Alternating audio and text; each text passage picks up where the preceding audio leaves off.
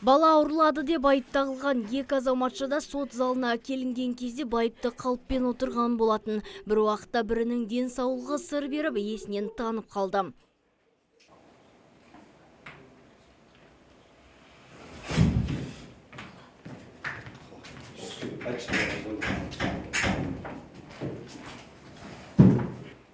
Отыз 2 жасар Қойшыбекова күйеуімен 5 жыл бірге тұрып бала сүймеген. Сол себептен бала асырап алу мақсатында 24 жастағы таныса ұл бала Әділовадан көмек сұраған.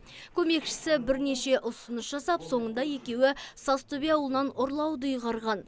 Келісімге сай елді мекенге жол тартқан азаматшылар далада ойнап жүрген 5 жасар балаға көз тіккен. Осылайша Саятты арбауына түсіріп, Түлкібас ауданы Керейт ауылындағы өз үйіне алып келген.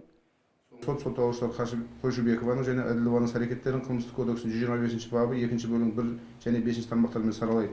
Себебі сотталушылар Қойшыбекова және Әділованың адамдар тобының алдын ала сөз байласуымен көрінеу кәмелетке толмаған адамды ұрлағандары бас сот талқылауы барысында толығымен өз дәлелін тауып отыр.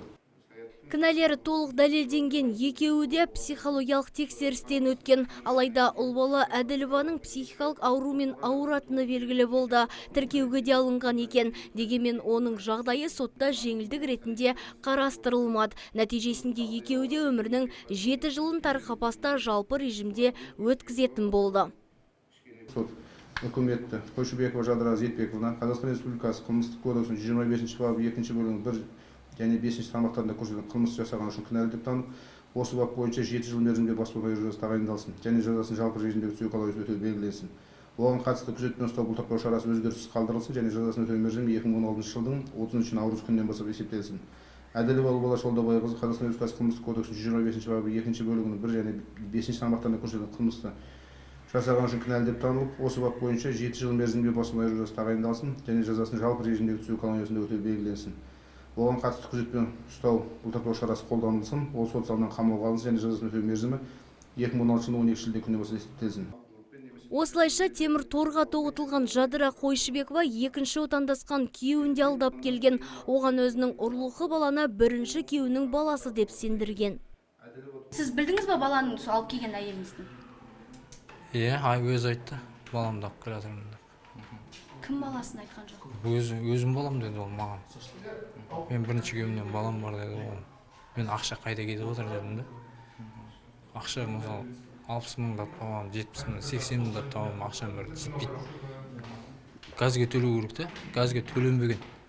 Содан кейін ақша қайда кетіп отыр дедім, балам бар деді.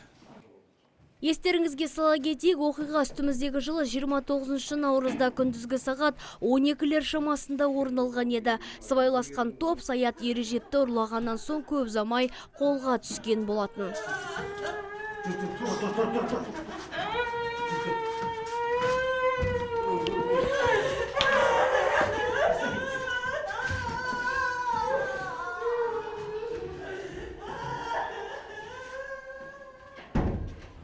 Нұргүл Жолымбетова, Талғат Қырғызалиев, Сәкен Серқұл, ТВК телеарнасы.